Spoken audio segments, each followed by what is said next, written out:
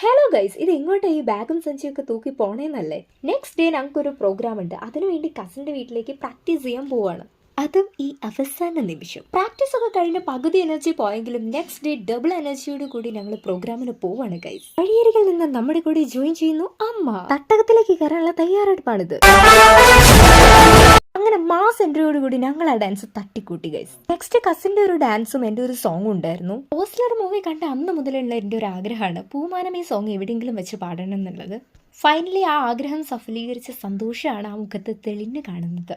പ്രോഗ്രാമൊക്കെ കഴിഞ്ഞ് ഫുഡ് കഴിച്ചതോടുകൂടി ഞാനൊരു വഴിക്കായി. ഇത് കഴിഞ്ഞ് നേരെ എനിക്കൊരു റിസപ്ഷന് പോകാനുള്ളതുകൊണ്ട് പെട്ടെന്ന് തന്നെ ട്രോഫിയൊക്കെ മേടിച്ചു. അങ്ങനെ അതേ സ്പീഡിൽ ഞാൻ എൻ്റെ നാട്ടിലെത്തി ഫംഗ്ഷന് പോവാണ്.